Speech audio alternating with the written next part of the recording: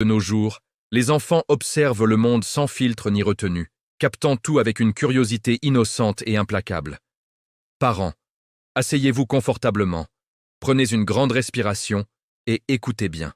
L'histoire de Max et Mimi va vous faire rire aux éclats, rougir jusqu'aux oreilles, et peut-être même dormir avec vos clés de chambre sous l'oreiller pour être sûr que la porte reste bien fermée. Dans une petite maison aux tôles rouillées et aux fenêtres qui grinçaient à chaque brise, vivait Max. Un garçon de 9 ans aux yeux perçants, toujours prêt à poser la question qui tue. Sa petite sœur Mimi, 6 ans, le suivait comme son ombre et copiait tout ce qu'il faisait, avec l'enthousiasme d'une mini-spy en herbe.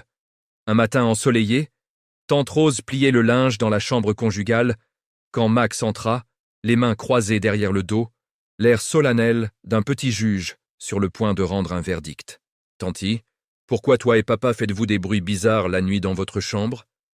Tante Rose se figea net. Une chemise glissa lentement de ses mains et tomba au sol. « Quel bruit ?» demanda-t-elle d'une voix qui tremblait déjà. Max baissa la voix, imitant parfaitement le ton. « Tu sais, quand tu cries « Oh oui, ne t'arrête pas !» et que le lit fait boum boum boum comme un gros tambour. Papa est déjà dans la chambre avec toi, alors à qui tu dis de ne pas s'arrêter ?» Tante Rose devint écarlate. Ses joues brûlaient comme si on avait allumé un feu dessous. Parfois, j'encourage papa quand il rentre fatigué du travail. C'est pour l'aider à se détendre après sa journée. » Max plissa les yeux, pas du tout convaincu. « Mais tu as dit, mon doux papa, c'est notre papa à nous aussi, pas seulement le tien. » Tante Rose, à bout de nerfs, pointa la porte d'un geste ferme et autoritaire. « Va te brosser les dents tout de suite, Max, et arrête avec ces questions. On en reparlera plus tard. » Max obéit, entraînant les pieds, mais son cerveau tournait déjà à plein régime. Il n'oubliait jamais rien. Il courut trouver Mimi qui coiffait sa poupée dans le salon avec une concentration d'esthéticienne professionnelle. « Mimi, toi aussi tu entends les bruits la nuit? Le lit qui saute, les cris. Oui, ne t'arrête pas ?» Mimi leva la tête, yeux écarquillés. « Oui, j'ai cru qu'il jouait à la bagarre, mais pourquoi il crie comme ça? Et pourquoi le lit fait boum boum ?» Max secoua la tête, très sérieux. « C'est pas une bagarre normale. C'est autre chose. Je vais demander à mes amis à l'école. Ils savent peut-être. » À la récréation, sous le grand manguier de la cour, Max réunit 3 copains comme une équipe de détectives en herbe. « Dites, vos parents font-ils du bruit la nuit ? Genre secouer le lit et crier « Oui papa, ne t'arrête pas !» Les garçons éclatèrent de rire. Alain murmura, hilar. « C'est quand ils font des bébés, ô idiot. Tout le monde sait ça. » Un autre ajouta « Demain soir, regarde derrière le rideau. Observe bien. Tu verras tout. » Max fit le fier, même s'il sentait ses joues chauffer. « D'accord, demain soir, je vérifie. » Pendant ce temps, à la maison, tante Rose et papa tinrent une réunion d'urgence dans la cuisine, chuchotant comme des espions pris en flagrant délit. « Ce garçon pose trop de questions, » soupira papa. « Il a téléchargé l'information plus vite que la 5G. On est dans le pétrin. Il faut baisser le volume. Fermer la porte à clé. Ou leur donner une chambre à Luke à l'autre bout avant que on devienne viraux sur TikTok pour les mauvaises raisons. » Tante Rose hocha la tête, paniquée. « S'il entend encore une fois, on est fichu. » Mais le destin en décida autrement. Ce soir-là, à 22h précises, Max se posta derrière le rideau. Silence total. Lumière éteinte tôt. Porte fermée. Juste un ronflement paisible. Déçu, il retourna au lit et murmura à Mimi « Peut-être que les prières du pasteur marchent enfin. » Max n'était pas du genre à lâcher une énigme. Le soir même, après le dîner, il chuchota à Mimi dans leur petite chambre partagée « Demain, on vérifie tout. Derrière le rideau, comme les garçons ont dit. On va découvrir ce que c'est vraiment. » Mimi hocha la tête, excitée et un peu effrayée. « Et si c'est un monstre ?» Max leva les yeux au ciel. « Pas un monstre, c'est papa et tanti, mais ils font un truc secret d'adulte. On va voir. » Pendant ce temps, dans la cuisine, tante Rose et papa tinrent une réunion d'urgence, chuchotant comme des espions pris en flagrant délit. « Ce garçon pose trop de questions, » soupira papa en se passant la main sur le visage. « Il a téléchargé l'information plus vite que la 5G. Il imite même ta voix. »« Oh oui, ne t'arrête pas. Il va finir par réveiller tout le quartier. » Tante Rose, les joues encore roses du souvenir, hocha la tête, paniqué. Il faut baisser le volume, fermer la porte à clé, à double tour. Sinon, la prochaine fois, il va filmer avec le vieux téléphone de Mimi et on sera sur YouTube avant le petit déjeuner. Papa réfléchit. Et si on leur donnait la chambre du fond? Plus loin, moins de bruit. On pourrait dire que c'est pour leur intimité de grand. Tante Rose approuva. Oui, et on baisse la lumière aussi. Pas de veilleuse, silence total après 21 heures. Mais le destin en décida autrement. Ce soir-là, à 22 heures précises, Max se posta derrière le rideau usé de la chambre parentale.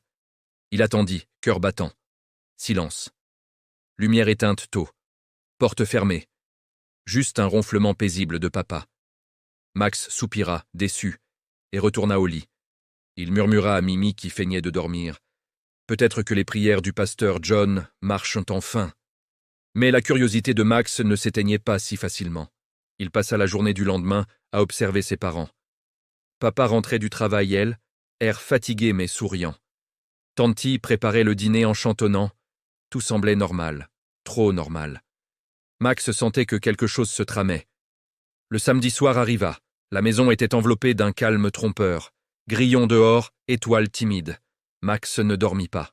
À 22h13 précise, les bruits reprirent. Un rire doux étouffé, puis « Oh oui, papa, ne t'arrête pas !» Suivi du grincement régulier du lit, boum boum boum, plus discret que d'habitude, mais toujours audible. Max se leva sans un bruit, glissa comme un ninja derrière le rideau. Il regarda par un petit trou. Ce qu'il vit le laissa bouche bée. Papa et Tanti, enlacés dans une danse intime, mouvements tendres et rythmés, murmures complices, rires chuchotés. Pas de violence, pas de dispute, juste de l'amour adulte, intense, privé et visiblement joyeux. Les corps bougeaient ensemble avec une harmonie qu'il n'avait jamais vue ailleurs. Max sentit son cœur s'accélérer sans comprendre pourquoi. Il recula doucement, fila réveiller Mimi, qui dormait à moitié. « Mimi, réveille-toi ! Il danse, mais en criant doucement. » Le lit saute comme une chèvre heureuse. Mimi s'assit d'un bond, yeux écarquillés dans la pénombre. « Waouh, c'est beau ou c'est bizarre ?»